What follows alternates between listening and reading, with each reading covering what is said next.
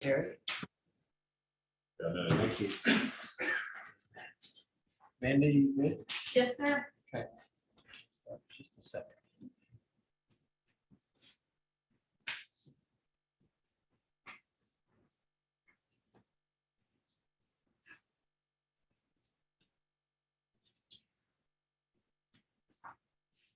We'll call the September 8, 2021 meeting of Greenwood Board of Public Works and Safety to order at 5:30 p.m.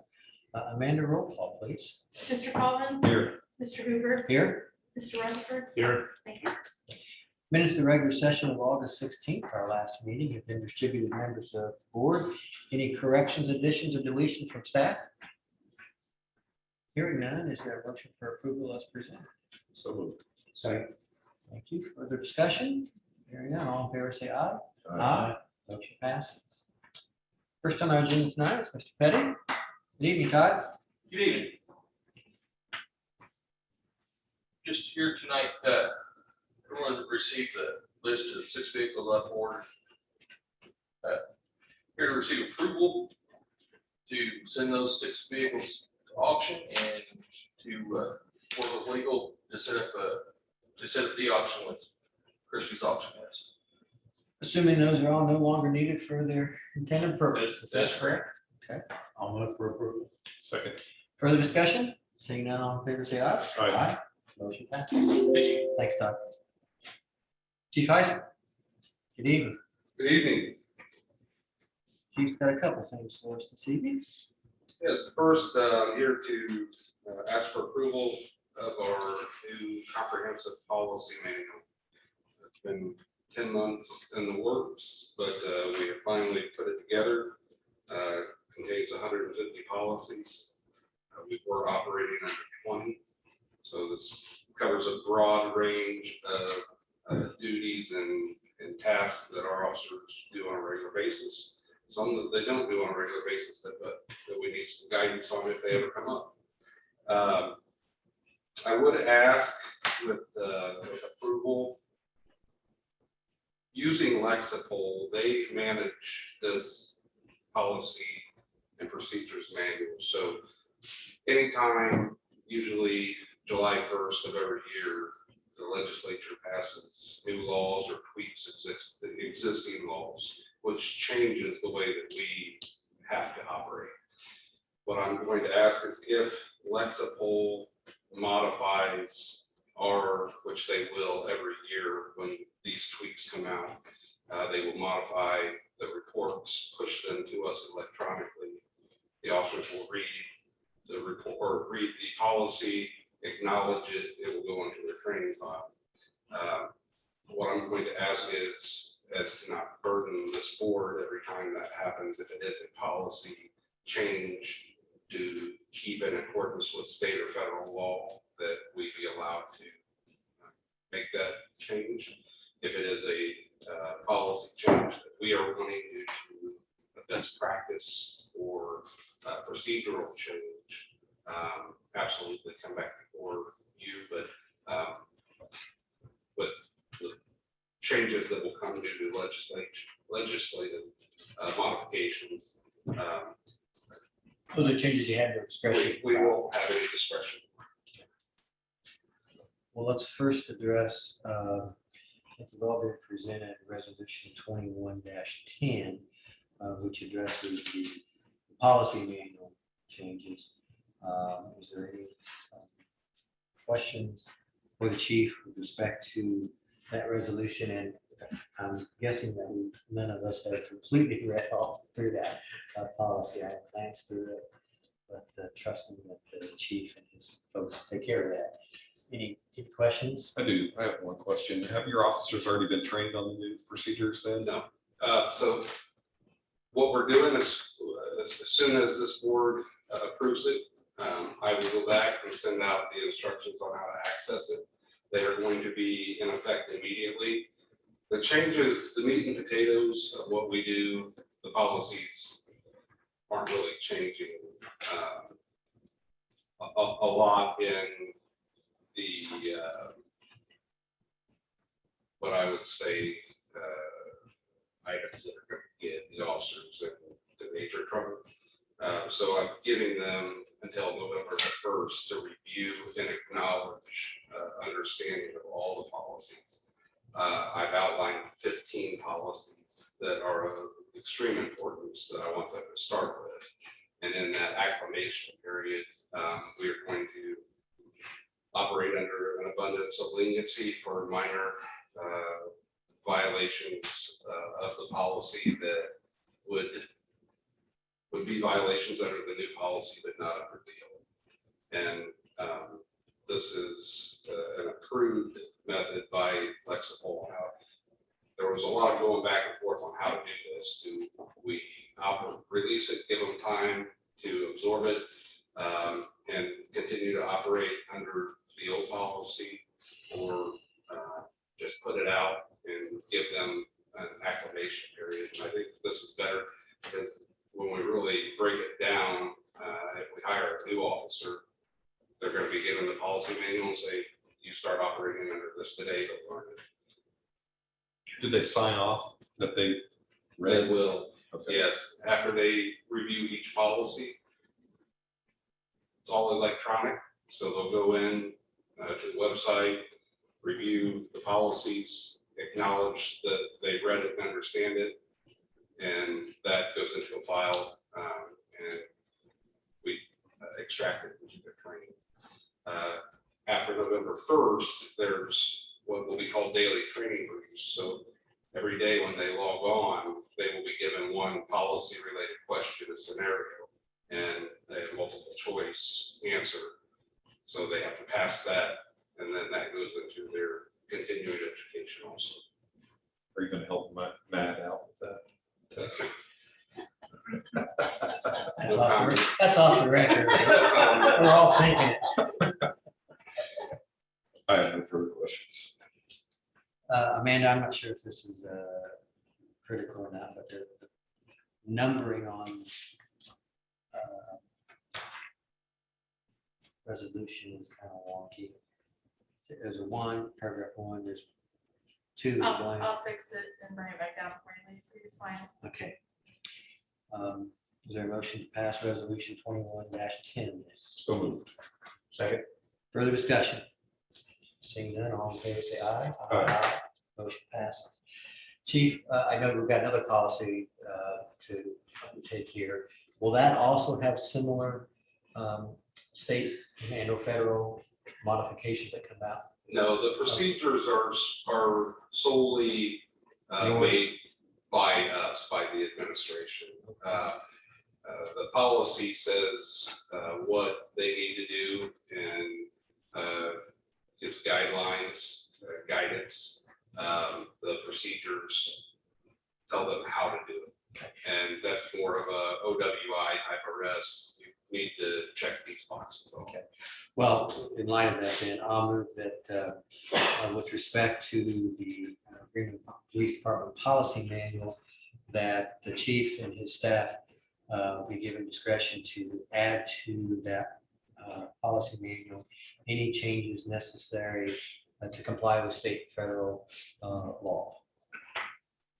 Is there a second to that motion? Second. Okay. And Chief, is that exactly what you needed? That's exactly what. Okay. Yeah. Further discussion? Seeing none, all in favor, say aye. Aye. Motion passes. Okay.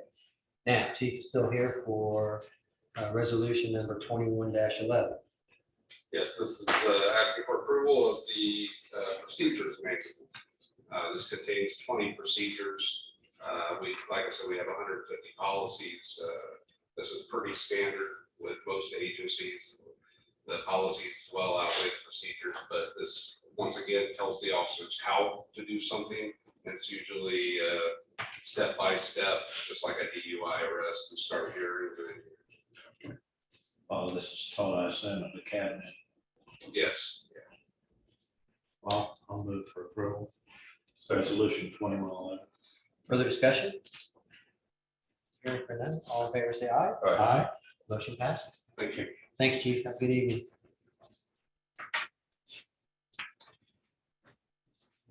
Chiefs. Chief Hoggett? Francis? Good afternoon. Good afternoon. Tonight, I come before you to give you the annual physical contract that we go through with the fire department, not only for wellness, but also for respiratory clearance checks that we have to do yearly for OSHA. What is different tonight, as in the past that I presented this, is that the vendor has changed and it's Franciscan working well as opposed to public safety medical. So we are trying to keep this local. Public safety medical is moved to Castleton for their offices. So if we don't have things on site in Greenwood at the fire station, we would have to send the firefighter there to do the testing.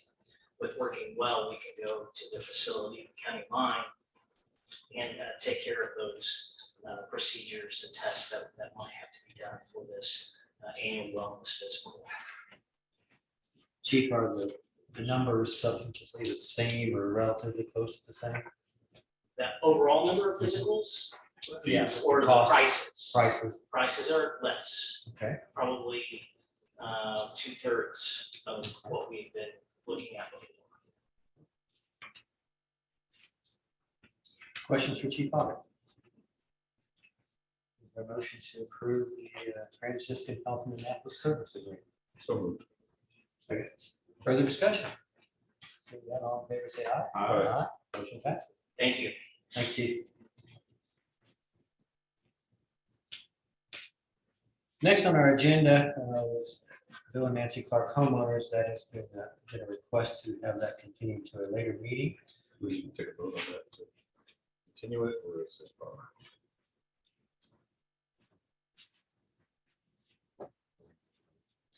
So then I'll recuse myself from I'll consideration. move to delete that from the agenda. Continue it. Continue. I'll second that. All in favor, say aye. Aye. Next on our agenda is Jacob Lepper, 368 Leisure Lane, Carefree Subdivision. Good evening. Thank you, sir. How are you doing? Good. I asked for time in front of the board tonight, due to the Carefree South Sewer rehabilitation that happened in 2019. I would like to know how property damage due to pipe failure recently after that was done goes about getting paid. I turned in a tort claim, insurance denied the claim. They're saying there's no fault in the city. I'm not saying, I can't say it was or wasn't. I know I have documentation filed from city employees to ID them saying it was pipe failure. It was in your guys' name, not my lateral. So I'm trying to figure out who I talk to or how I go about getting my property damage paid for that was due to a city backup, not my lateral. Mr. Hodson, can you help us in responding to this? Yes, the investigation was made. It wasn't due to a failure in the pipe. It was for an obstruction that was introduced into the system. Absent a showing that the city failed to maintain the pipes, there is no liability. And that's why the insurance claim was denied. Questions from Mr. Hodson?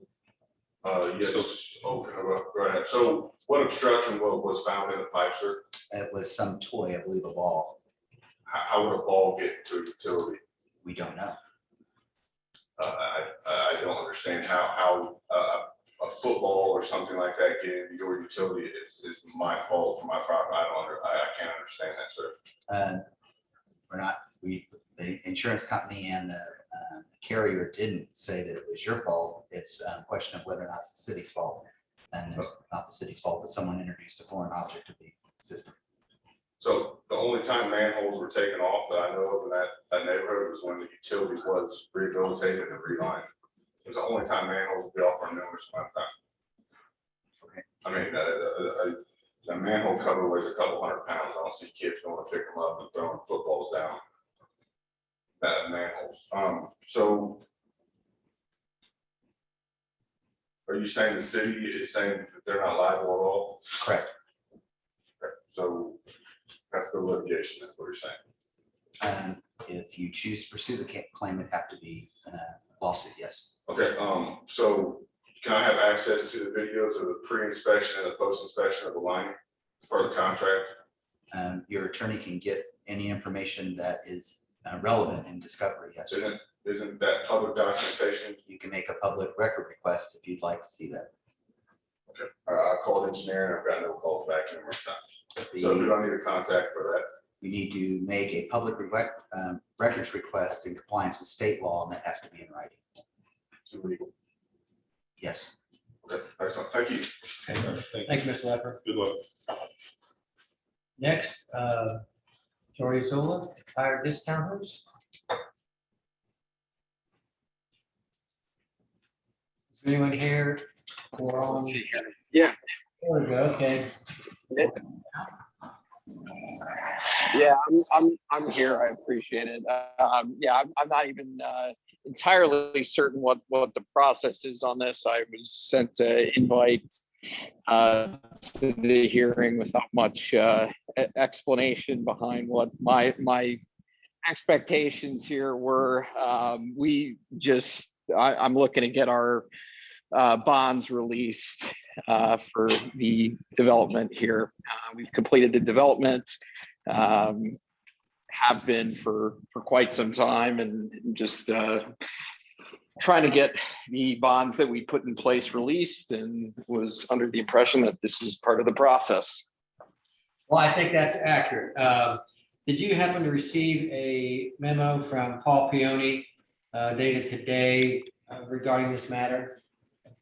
I don't believe that I did. I know we had exchanged some correspondences a couple of months ago. I think there was a request for an as-built at some point, but I don't think there's been anything recent. Well, we have a memo from Mr. Peony, and he has made a recommendation to us that we acknowledge completion of the private dirt work, storm sewer, erosion control, sanitary sewer, street sidewalks, sign and monuments, and that we release the performance guarantees for all of that. And the only condition is that it's subject to receipt of the Mylar and digital as-bills. Understood. Okay, so it sounds like we're on the same page. I think we have those underway, and as soon as we have them complete, we'll send them in. Okay. Given that, is there a motion for approval of this matter? Subject to condition? So moved. Second. Further discussion? Hearing none, all in favor say aye. Aye. Motion passes. That will help us get through this, Mr. Zola, so take care. Have a good evening. Okay. I appreciate it. You too. Thanks so much. All right, take care. Next on our agenda is Culver's double drive-through on State Road 135, Brooke Olson. Ms. Olson? My name is Chris McGuire. Brooke Olson is not available right now. Okay, I Chris. represent McCon Building Corporation, and we did the work for Culver's Restaurant. Adam Panwar is also online if we have any questions for him. Okay. We have an understanding that you want to acknowledge the completion of the private improvements, and you want to have a release of performance guarantee. Is that accurate to your understanding? That is correct. Thank you. Okay. Daniel, we've got a unconditional recommended motion. Is there anything else to that? That's correct. Okay. No other issues. I'll move for approval. Second. Further discussion? Seeing none, all in favor, say aye. Aye. Motion passes. Thank you, Chris. Thank you. Thank you. Next, Greenpoint Logistics Center, Lot 1 on Graham Road, Michael Silver. Hi, yeah, good evening. Good evening. So we're just looking to have, it's been a few years since we reached substantial completion to have Greenpoint Logistics release of performance and acceptance of maintenance bonds. Daniel, again, we have a unconditional recommended approval to acknowledge completion of those improvements. I think it does release performance bonds as well. Yes, releasing performance bonds and accepting maintenance bonds. Well, that's not even a motion, it's just a motion. So if there is a motion, would you fair to consider that. Yeah, I make the motion that we release the performance and accept the maintenance. Further discussion? Seeing none, all in favor, say aye. Aye. Motion passes. Thank you, Mr. Silver. Thank you. Take care. Next, Greenwood Commercial Self-Storage on Christy Drive, Adam Hardebeck. Mr. Hardebeck? Or anyone from Greenwood Commercial Self-Storage? Yeah, Daniel, this is again an unconditional recommended approval. Is there anything out of the ordinary from this that we need to be aware of? Okay. I'll move for approval. I'll second. Further discussion? Seeing none, all in favor, say aye. Aye. Motion passes. Okay. Next, we're going to Elmwood Estates, Section 1, Neil Van Trees, Lennar. Neil, are you with us?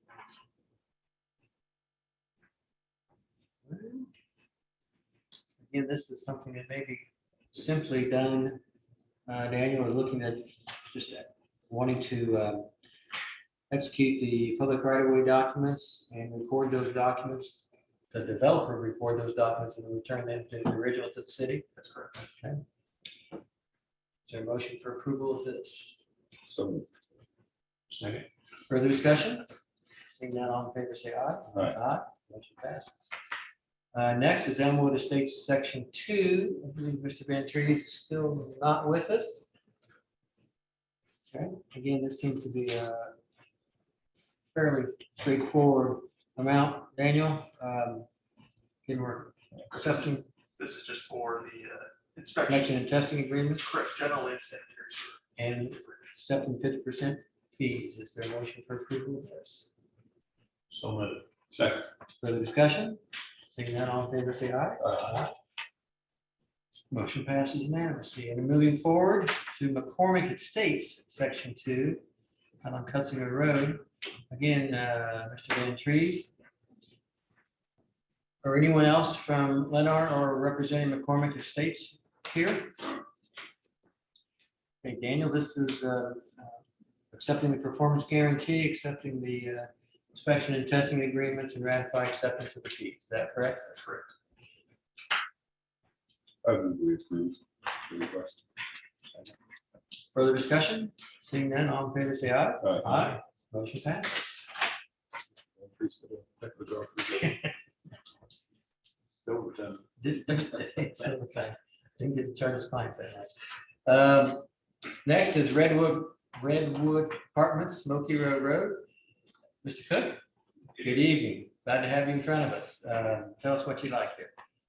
We're seeking acknowledgement of the completion of the sanitary sewer improvements, the conditional release of the performance bond on acceptance of the receipt of the maintenance bond. And I'm sorry, what was the last item on there? Recording of sewer documents. Yes, the easement documents. Daniel, everything look in order pursuant to Paul County's memo? I think just the two conditions, just wanted to emphasize those. Which I think Drew understands is receipt of the original guarantees and recording of easement documents by your client and then returning the originals to us. Yes. Further questions, comments? If not, is there a motion? I'll move for approval. Second. That's all subject to those two conditions. Yes. Sure. Further discussion? Seeing none, all in favor, say aye. Aye. Motion passes. Thank you. Thanks, have a good evening. You too. Next item on our agenda was removed from the agenda. Since it's removed by the petitioner, I don't think we need to take any action on that. From the audience, is anyone else, anyone from the audience who would like to address us? Deputy Mayor, you. Good evening, Chair McLaughlin. I just wanted to inform the board, yesterday received an email from a resident in Clearbrook Lakes, I believe it is, about the condition of the roads. I drove the subdivision today. It's got an actual, is it correct, Daniel, is it called a phaser or pacer rating? Pacer. It's 5, which is, one of our higher end. I think we still have some that's 3s and 4s. From what was, there is probably a couple of conditions, but nothing of any magnitude. But I know in the email, the person couldn't make the meeting, so I want to make the board aware that we'll respond to this person tomorrow by email. But, you know, they just thought that it was 30 years old and needed to be redone. I'll walk those, one or two of those streets have some pretty rough places, like Oxbow Run. I think that's the one. Yeah, This there's, goes south. It's just a short street off Yeah. of April down to there's down definitely, there. there's definitely a couple Yeah. that are in need of some repair, but overall, the addition's really in pretty good shape compared to some others. I'm not sure we'll get to it. It's just. The lower the number, the worse condition. Correct. Road is. And Terry, you said you or someone from the city will Yes. respond and take care of this. Yes, I just want to make sure. Necessary to come back for us, it will. Okay. Okay. Thanks, Terry. You're welcome. Anyone else from the audience? Mr. Stone? Adam was presented to us a mid-year rate analysis for the sanitation department. Good evening, Ed. Good evening. Pull this up for those on the Zoom audience here.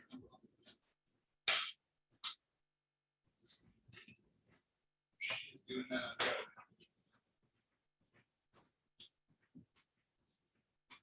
Hard copy for you. I've got it. Oh, you got one? Okay, great. Yes, sir. About time you showed up, right?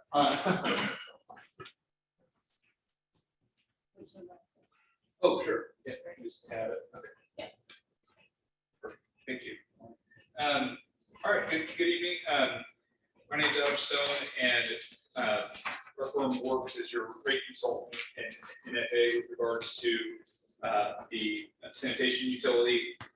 And earlier this year, the board, as well as the common council, approved a multi-year rate study that looked at the years 2021 to 2025. One of the processes that we wanted to create this year and initiate was a quarterly monitoring of that. So rather than just looking at them once every 5 years, creating a cadence where we provide the board more of an interim update relative to progress on revenues and expenditures relative to that plan. This is our first public version of that, and everything you'll see here is a mid-year. So these were June 30th, which is why we wanted to walk on tonight rather than delaying it any further. And then going forward, usually the meeting or two after a quarter in, we'll have something in similar fashion. So certainly will we open any feedback as far as additional information that you would find helpful. Also, as we go through this, I'll try to be concise and I'll point out 2 or 3 charts that we feel are going to be really important for you all to look at in subsequent updates as well. So I guess the most important question is why we're doing this, and it's really that bottom point that I would point out to is our goal is to have continuous monitoring as opposed to just looking at it 5 years, because so many things change both in capital costs as well as just operations over a 5-year period of time. You can imagine how much has changed in either personal lives or business lives in that period of time. So we're trying to create that same operating cadence. So it's just a way to be able to report back to you all, the governing body, how the utility is doing more on a real-time basis. So again, this is looking at mid-years. This is everything that you'll see in this report is as of June 30th, 2021. At that point in time, the sanitation utility had just shy of 27,000 active accounts that had billed just under 1 billion gallons and had actually processed and conveyed and ultimately sent to Citizens Energy's treatment plant 1.5 billion gallons. The treatment rate, which was really one of the primary reasons for the rate increase over the period, is at $1.4148 per 1,000 gallons currently. As far as budget, so with regards to the utilities budget, it has an adopted budget this year of $20.7 million. that's revised over the period for any additional appropriations and kind of budget amendments or carryovers. In year-to-date through June, when we count what was spent plus any encumbrances, has just over about $9 million that's either been spent or committed against that $21.8 million budget. So there's about $12.68 million still to be spent with regards to the budget. So year-to-date through June, only 42% of the budget had been spent. And a general rule of thumb in municipal finances is about 50% through the year. Obviously, there's adjustments for kind of large capital costs and one times, those kind of things. So from a budgetary compliance standpoint, looking good. And this also takes into consideration all of the utilities' additional financial funds. So sinking funds, bond redemption funds, all of those are incorporated into these numbers. So we've worked with the finance department, have looked through these, really no additional kind of budgetary adjustments or anything like that are necessary as we move the year. Moving more towards kind of trend analysis, which is really the last half of the presentation, starting at revenue. So what I would point your attention to is the bar chart, that bar chart that's on the bottom left. So the rates went into effect January of this year, and you can see that really across all customer classes, kind of an increase in month-over-month billings. The rate increase that passed had that go into effect at that point in time. So revenue year over year is up about 24%, largely because of the updated rate plan. And year to date, year over year, the expenditures were down about 27%. With regards to kind of revenue by customer, residential continues to be the largest customer class at about 72% of the total, followed by commercial. One of the interesting things that the controller and I noticed when we looked at this is if you look at the top right chart, you can actually see COVID impact. So the dark gray line is your commercial counts, month over month billings. And see that March 1 billing, the large decrease in commercial. Our best theory is that that's when the initial closures started to happen. So there was an initial downturn in usage bill to commercial. You see it almost immediately followed by an uptick in residential. So as folks left office and went home, there was an uptick in the differences there. It's pretty interesting to see the changes month over month. It was pretty significant, pretty volatile relative to residential through months of April through really into September of last year. You can see that dark blue line at the top right kind of bouncing up and down as folks adjusted to either returning to work or working permanently remote. And then it's starting to now level off. So over the last 4 to 6 months, the monthly revenue bill amounts for residential customers is starting to smooth back out as folks kind of get back into the new normal.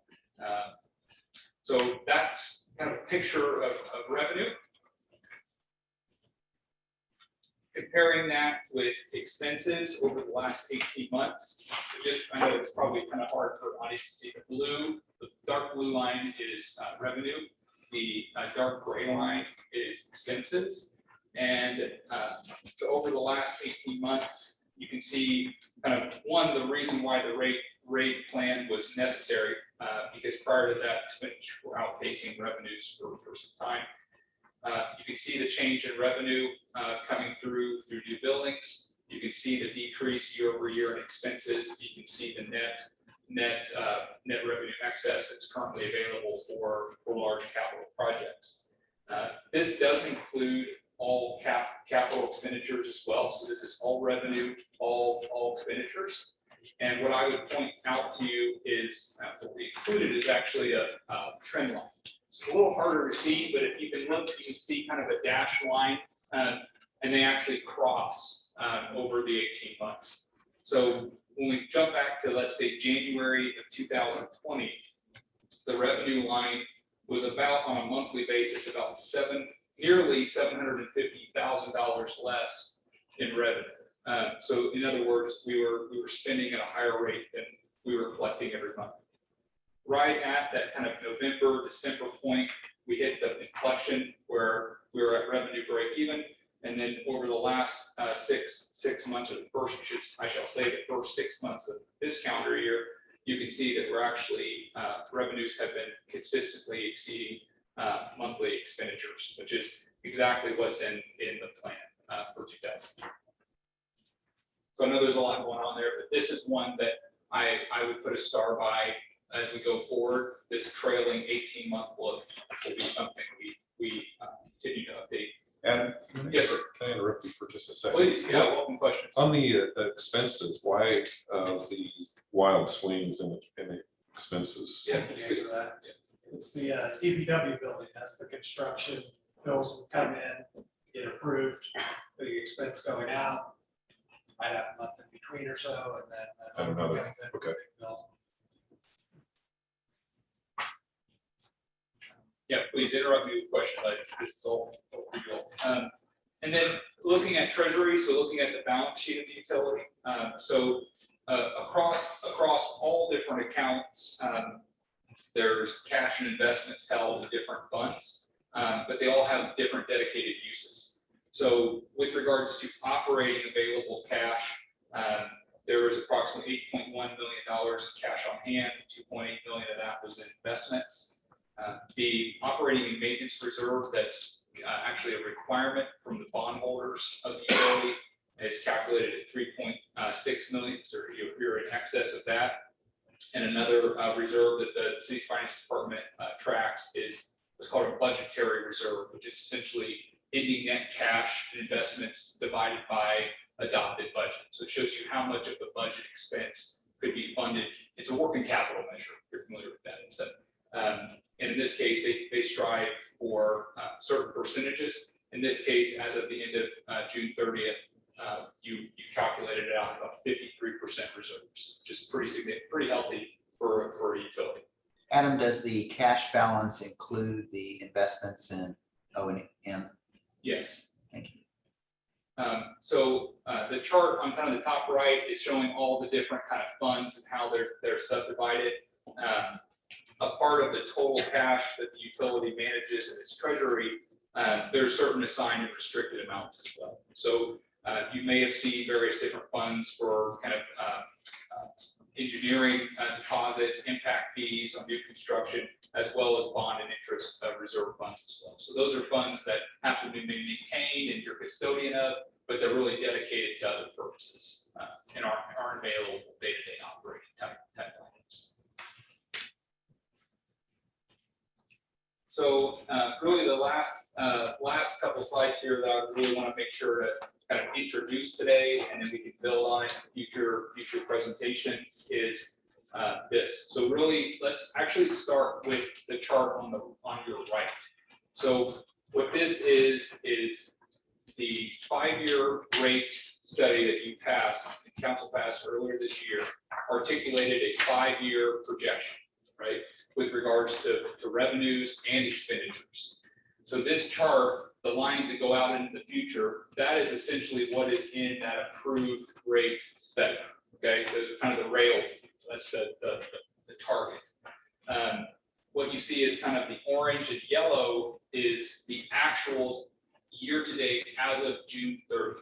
Okay, so it essentially shows you relative to what the plan forecast was, what the actuals are.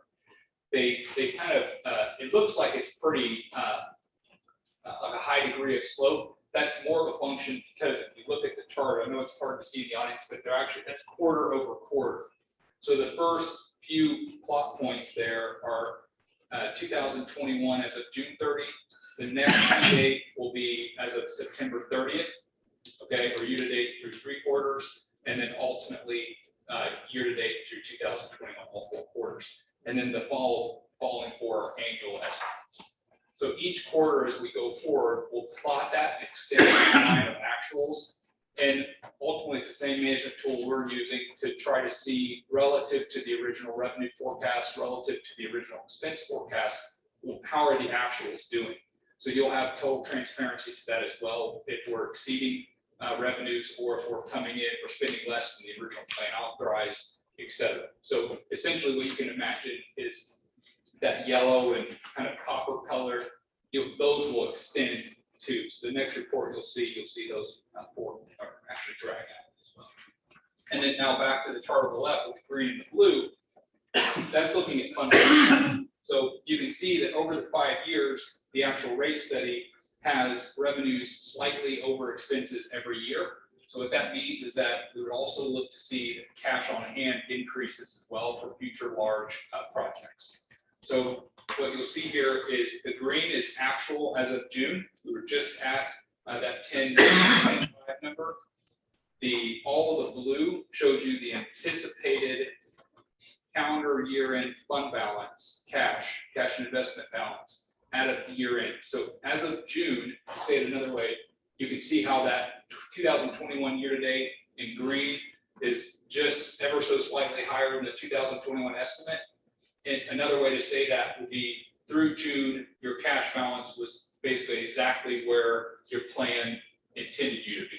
Okay, and we hope to maintain that level through the rest of the year. Okay, we essentially hope to end the year at that point, and then slightly increase it year over year. So I know that was a lot of information. Happy to take any questions. Really just wanted to provide that update. There's a variety of different data here. We have data on treated flows, et cetera, that's included in your packet. Obviously, precipitation and rain events through kind of a process called inflow and infiltration ultimately increases treatment costs. So we've included some month-over-month data on that as well. That's continuing to be, it's about almost 100% of the rates are now driven by this one budgetary object itself. So increasing outsourced treatment costs continue to be the largest driver of expense, as well as capital improvements for that matter. And then lastly, we wanted to provide visibility to the capital improvement plan. This updates on a bi-weekly and monthly basis. So each quarter, we thought it would be helpful to present to you the material edits from your base plan as well. So here is a snippet from the rate study CIP. So these were the projects that were authorized and funded as part of those rates. And we wanted to show kind of major edits. So you see the two lines kind of showing out. So one of the projects that we originally had kind of contemplated starting in 2021 actually have been delayed. There's been some kind of projects that have been prioritized. Those have been pushed out. They have been adjusted slightly for increased inflation. Also, you see in 2023, you see an arrow up for the sewer cleaning machine. Again, that's another one we've just updated based on anticipated future costs. The net of all of this is, if you look at the totals by source, kind of at the bottom, the cash on hand, the rate study plan, we reconcile to that. So to say it another way, the rate study provided a certain amount of cash each year to go towards capital projects. And as we're editing this, we're solving for that as a constant. Okay, so we're holding that the cash pledge constant, and we're just basically trying to fund as many projects as we can based on that level. Okay, and that's the cash on hand object. So anyway, that concludes our first quarterly update. Gladly take any feedback or additional items that you would like, as it'll help us just provide better updates for you in the future. Adam, I just had a question, maybe a basic one. In the utility operating indicators, the treated flow in gallons is declining through 2019 to today. Is that because of a reduction in I&I? Yeah, so I would actually say you kind of see it a little bit. Some of that is a function of precipitation is a large driver in that, and then treated flows is actually billed a little bit in arrears. So what we pay this month might actually be flows incurred 3-4 months ago. So that's why I wanted to show both, because then you can kind of true it up a little bit. But yeah, actually the actual treated flows has been somewhat declining, actually on a relatively level to slightly decreasing trend. But if you look at the treatment expense on the far right, it's been actually slowly increasing and will continue to increase over the next 4 years. Yeah.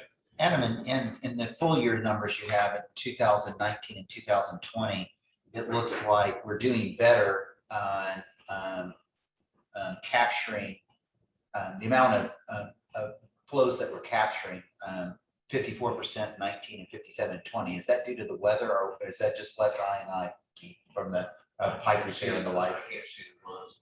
Usually in the summer months, yeah, the flows are a lot lower. And in the wet months, is that what we're looking at, Adam? Yeah, I can't see what month. No, we're looking at a full year. It looks like we're having less problem of treating unbilled, substantially less. Is I that think I correct? understand. And we're attacking that as well with our rehab projects. Okay. Sewer line, that's helping out. Sam, if I'm understanding your question, I think what you're saying is that first summary chart, you were showing that we were able to bill for the consumption. From 19 to 20, but you say in 21, that number may be artificially rosy because of a delay in capturing That's some right. costs. Through Okay. June, we'd actually only paid 5 months. Okay. Okay. So I think as we get farther in the year and citizens bills us, catches up on some of those progress billings, I think you'll see that normalize. The other thing I would tell you is what this data, because of the June cutoff, July was particularly wet and rainy. So you can kind of see that going into June on the far left. You see that big spike even in June. I think you'll see that, and when we update this again, you'll see July was particularly pretty heavy rainfall as well. So I think of those two components, as well as the additional backfill, I think when we get to our Q3 report, you'll see that normalize a bit. Other questions for Adam? Thanks very much, as usual. Good information. Anyone else in the audience wish to address us? Hearing none, we'll move on to the IDAM compliance plan status update. You've received the report. Everything's fine with IDAM, and we'll be certain to include that we're doing better on I&I in the next report. Let's hope it continues. Your status of test is I have nothing for you tonight. Thank you. Mr. Johnston, city engineer status of test. First one's all the pavement. This one's actually pretty quick. Only just, they have a project to redo their parking area. Working with us, so this is just to accept a performance guarantee for erosion control. They have a multi-phase project, so that is the motion to accept that guarantee, but there is one condition that we received the original guarantee and then it be reviewed by city staff. I'll move for approval. Second. Further discussion? Seeing none, all in favor, say aye. Aye. Motion passes. Dunham Rubber. My next one, yes, this is just to accept the general inspection and testing agreement and ratify the 50% upfront fees for this project.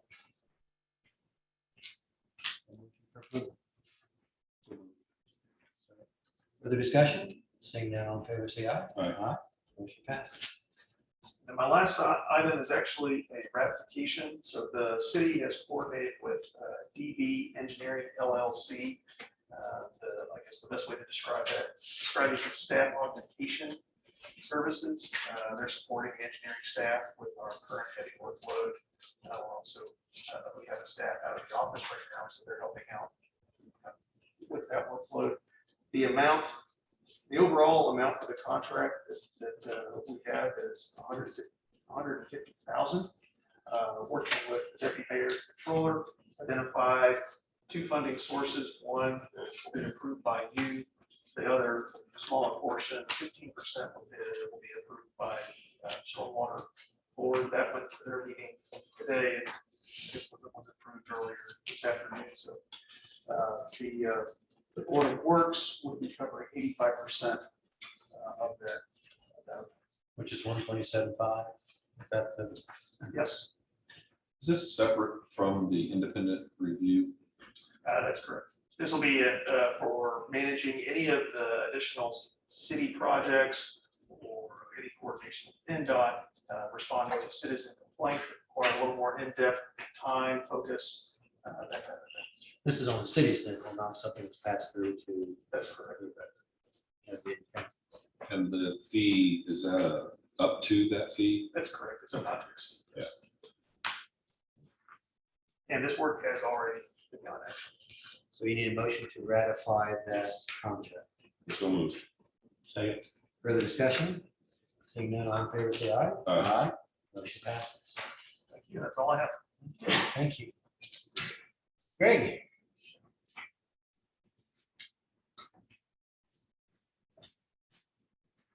Evening. I've got a handful of things here. First is the consideration of amendment to our master agreement with Paymentus. This is who does our credit card processing for the utilities. We're wanting to add a swipe device in the CDS office so that they can take credit cards for building permits and all the other permits that they utilize there. So this would allow us to add that to our current contract with Paymentus. And then also get a swipe device there for their counters. Greg, I see that it's 2.65% is the charge of that. Is that passed on to the paying party? Yes, we are looking for that one, doing a pass-through as a convenience fee to customers. Questions for Greg on this amendment? Second. Further discussion? Seeing none, all in favor, say aye. Aye. I guess maybe I should ask, who's to sign this? Greg signed the original contract. Okay. So keep that the same. Okay. 22 budget for sewage. So, first, our sewer operating budgets. Sent these out last week. Hopefully we've had time to review them. Main changes in the sewer budget. We have added a full-time position for a right-of-way inspector / utilities locator that's being split with the stormwater department. There's an increase on health insurance. That's just based on the current trending. There are some increases, for instance, in fuel farm purchases. We're assuming that fuel will go up next year, so we built in some increases there to make sure we're covered. Also, bulk fluids for DPW, that gets billed back to the departments that utilize them. So you see that there's some increase there for oil and hydraulic fluid, et cetera. All of the expenditures you'll find in here are consistent with what is in our study report that Adam went through. So all of the capital in here ties back, all of the expenditures are tying back to that anticipated spending so that we can make sure we're within our expected revenues. And our total budget for 22, the proposal is $21,897,149. Questions for Mr. Wright? Motion for approval of the sewage works operating budget. I do have one question. On the curbside trash, we're on a contract with that right now, right? So this just tracks that current contract. Yes, for the waste management. Yeah, we build in based on the contract, and I think we did a 3-year contract last when we did it. And so we just keep that rate built into that number. Okay. Other questions? Other questions? Is there a motion? Anyone wishes to make? I would move that we approve the 2022 budget for sewer works operating. Second. Further discussion? Seeing none, all in favor, say aye. Aye. Motion passes. Waste management.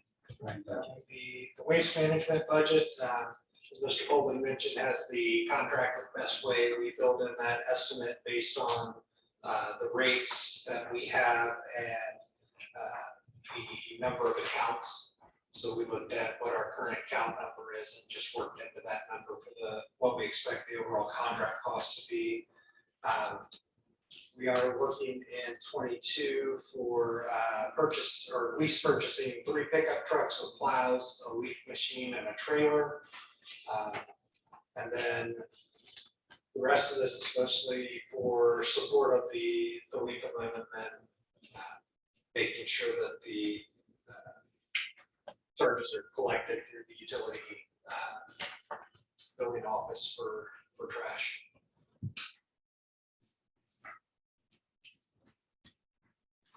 Questions for Mr. Wright? Kind of an odd thing. No car wash expense in 2021, but $4,000 in 2022.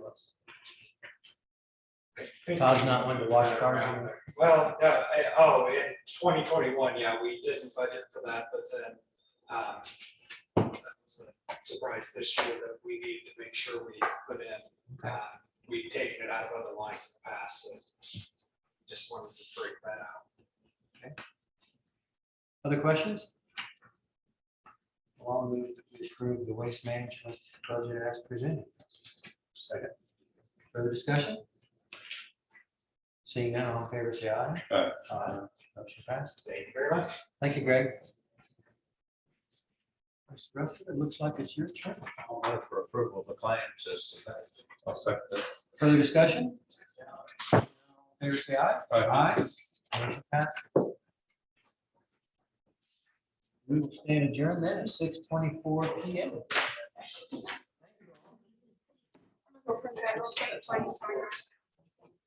See what happens. Yes.